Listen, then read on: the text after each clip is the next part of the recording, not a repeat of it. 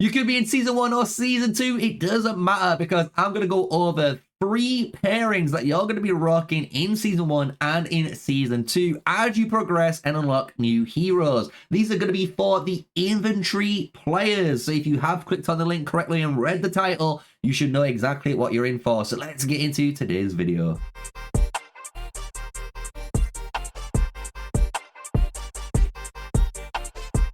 How you guys doing? Smash the like, comment, and subscribe for more daily videos. Me, MrSneakyy, the one and only. And yes, I've followed through with all of your comments, and we're going to be talking about infantry. We've got pair 1, pair 2, pair 3, talking about the best of the best infantry pairings, especially in season 1 and then going into season 2. So we're not going to try and make this too crazy. We're not going to go too long on the video, but we do have, as you can see, the gameplay here. So when we're talking about certain heroes, we're able to bring them up as well. So I hope you guys enjoy today's video. So first things first, season 1. I do need to mention straight away Eliana Garwood. The only reason I mention this is an honorable mention. It's for every free-to-play, low spender, and pay-to-win player, right? This is the one match that if you're playing Call of Dragons, you're going to be needing to unlock, because it's going to allow you to print a ton of merits even if there's no fighting going on in your season. Especially in season 1, you can just farm a ton of merits with this, use them in your alliance store, buy speed ups, buy pet skills, buy resources, buy everything that you need, right? Just buy everything, literally, with this one match. So I do need to mention them when we're talking about a, actual match. But now let's talk about season 1. And season 1 has a ton of different stuff. And the thing is, in season 1, I will admit, with Indis, you will not have Indis awakened, right? You might get Indis to 5-1-1-1-1. You might get her even to pay maybe like 5-1-1-5 or something like that. Or maybe a little bit lower, depending on how many sculptures you're unlocking per day through your dragon trials. But you can use her, right? You can use Indis if she's in an okay state. I would tend to try not to, but I just thought I'd give you that information now, right? But when we're coming into the first 2 pairs, there's only 2 pairs that I would honestly recommend in season 1. And it's pretty easy. I would run Madeline Garwood as well as Nika and Bakar. That is it. Nika, Bakar, as well as your Madeline and Garwood. You could change this, and I will explain why in a moment. But I think these are the 2 now season 1 go-to tanks. Because with this tank lineup, you've got a super tank. You've got Madeline Garwood. They are there to sit and tank as much damage as possible, as you guys know. And they do a fantastic job at doing so. With this, if we go into the gameplay side of things, we know Nika is pretty strong. I'm not going to lie, she is pretty strong. People give her a bad rep, and she used to be one of the best season 1 heroes in a long time. It used to be Madeline Nika was the go-to, and that was because of the 1500 damage mark with the 30% HP reduction brews, as well as you're making them take 500 damage every second, basically, with them having 50% units remaining, right? And it's really good that this is obviously still a 50% chance on a normal attack. But what's the powerhouse of Nika is the fact that we're gaining 10% hero skill damage, 20% counter attack damage, we're getting a bunch of physical attack and march speed. And when you combine that with Bakar now, Bakar is now giving you a 20% damage bonus with a 600 AoE effect, guys. You're getting 10% extra attack on top, more defense, and anyone who's targeting you is going to reduce 25% of their attack. That is insane. 1/4 of their attacks gone for 4 seconds. It's crazy how powerful that is, right? And with this, you do get another bleed effect. This one's a little bit lower. It's 200 damage instead of 500. But you can see if you run your Bakar with the Nika now, especially with Madeline and Garwood, you are actually going to have 2 legions you could be running in the open field. One of them doing a ton of damage while one of them's doing a ton of tanking. And you'll realize one will allow the front line to survive, and the other one is going to grant you the merits that you want to keep pushing forward, right? And I think what's beautiful about these 2 pairings that we've kind of talked about is everyone can earn these 2 pairings, right? Everyone can earn these 2 pairings, which I kind of love. And when we're going into the other hero, which I'm going to talk about, which is Hosk, Hosk for a spender is going to be a go-to pick. So if you're a spender and you're watching this video and you've actually listened and not done the bad deed of commenting down below without watching all the way through, you'll know Hosk in season 1 is actually super duper powerful. I mean it. He is so cracked out strong because of how quick you can awaken him compared to obviously every other hero. And if you do get Hosk, I will tell you right now, guys, Hosk and MrSneakyy is absolutely filthy, and I would use this and 10 times out of 10 when you're looking at just trying to do damage in the game. You can also, if you're wanting to use Hosk, you can also run Madeline with Hosk. This is not bad at all, because obviously you can imagine you're going to allow yourself just deal a ton of counter attack damage. Again, with all of the buffing from your Hosk onto Madeline. So I really do like this combo. And if you're running Hosk, I would run Hosk with MrSneakyy or Madeline primarily, right?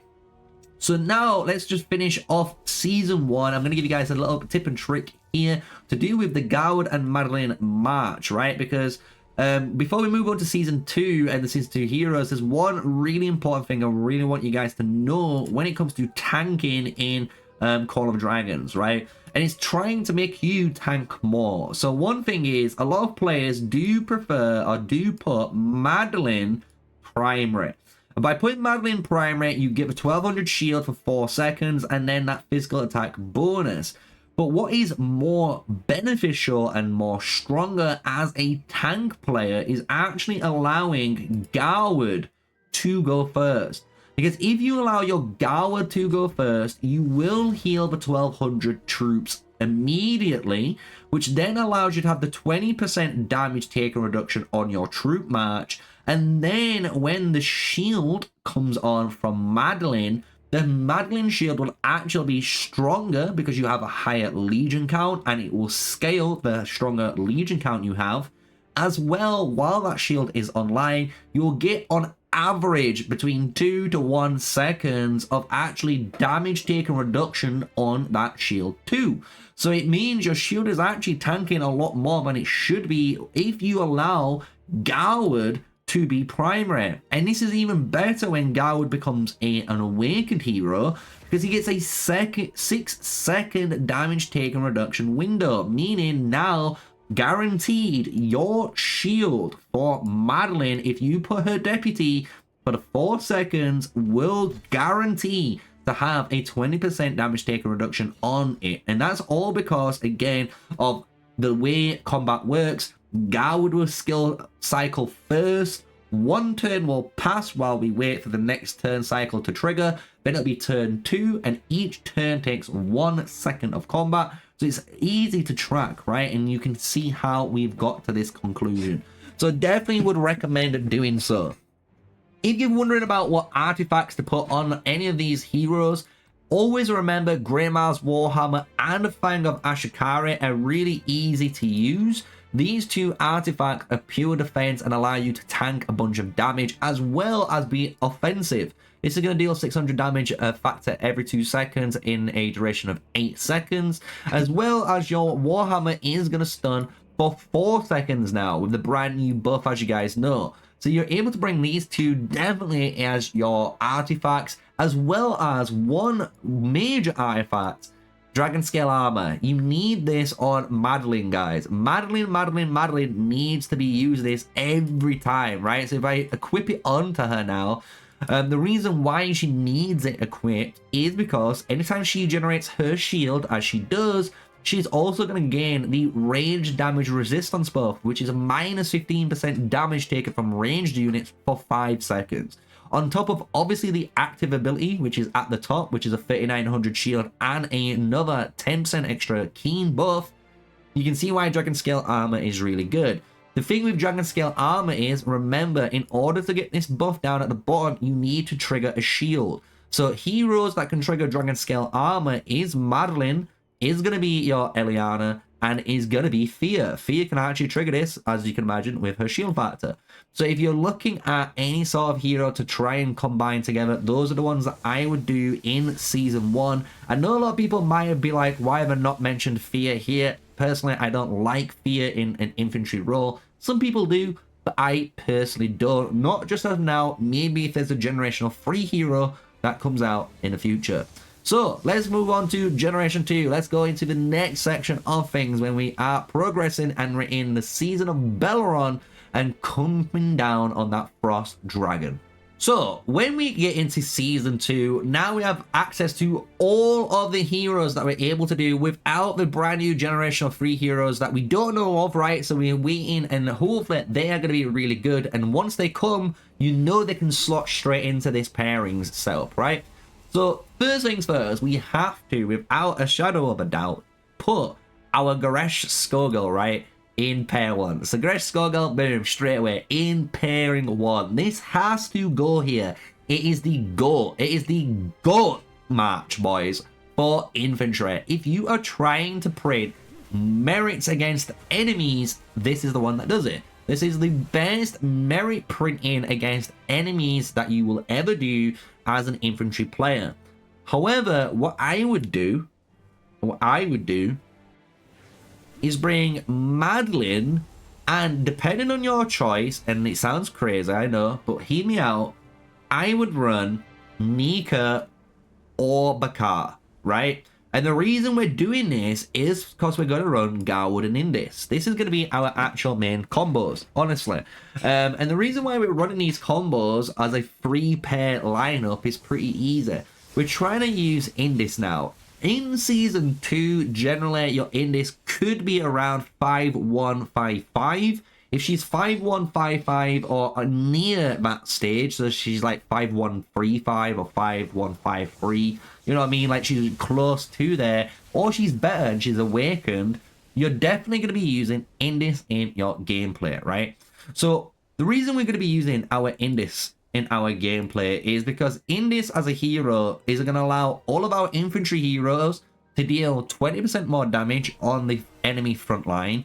She's also going to heal our own units, guys, our own frontline units by 450 each second, right? And it's for 2 seconds. It's a nice bit of healing. On top of all of that, she's also going to be dealing 600 AoE factor, and she reduces counter attack damage by 50%. So you got to imagine all those other infantry players that are not running into you and they run into this Indis, all of their damage is cut in half. That is a crazy amount of damage reduction this hero has. So you definitely need to include her when it comes into infantry. So the way I look at it is Indis is kind of perfect now for Garwood, right? Because Garwood obviously heals. He has a damage taken reduction buff, which is great. But which is really good is whenever we are healed, we get that physical damage dealt bonus, right? And you can see we're going to have more stats. We get even more healing received with our Indis now. So our Indis is healing even more. We're getting more damage. We're getting even more damage again because of the Infirm from Indis. So you can see why Indis and Garwood, I actually think, is going to be a very powerful open field combo. And what's really good about this infantry setup is as a support. And it allows your Goresh and Skogel to do even more damage. It heals them even more, which is really nice. And then with your Madeline, it frees up Madeline to be your offensive kind of infantry hero. If you want to run Madeline Bakar, you can do that. If you want to run Madeline and Nika, guess what? You can do that. If you want to run Madeline and Hosk, like some people do, you're going to be able to do that with this hero combination. So that's why I wanted to talk about all of those combos in the way we've done it, right? And hopefully it makes sense to you guys, because now when it comes to the tier list, and we bring the tier list up on screen, we can put our Hosk here in pair 2, right? So the primary heroes don't change here, guys. You're going to keep the primary heroes pretty much forever the exact same all the way through.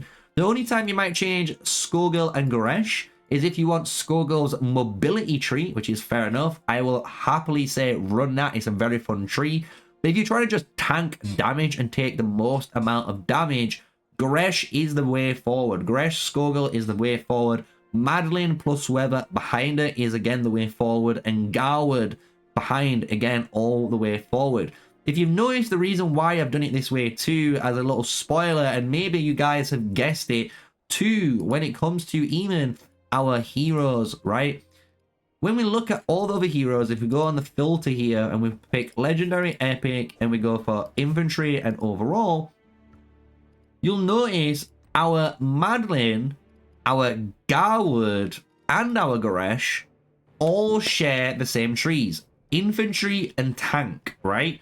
And that means you can actually build a really consistent build. If you find that one super tanky build you love to run on one of your marches, you can run that on all the other marches, and it's going to make you run the exact same tankiness between all three units. And it allows, obviously, the deputy hero, whoever's behind those units, to be just as tanky as well, and hide too. So I really do think you need to know all of that information.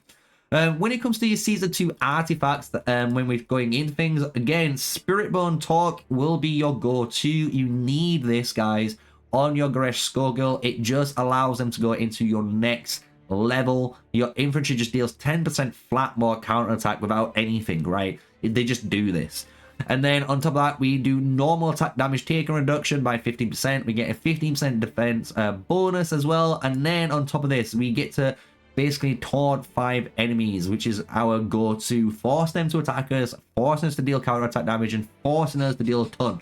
That's kind of why we want this. If you're running 3 different types of artifacts, I would run the Spiritborn Talk, I would run the Dragon Scale Armor, and then I would run either the Greyma's Warhammer or the Fang of Ashikari again. I think either one of these two are really good. Do you want them to be stunned, or do you want the Fang of Ashikari damage potentially to be there while they are getting taunted, right? And they can't move with the Spiritborn Talk. It's all up to you. It's all up to you.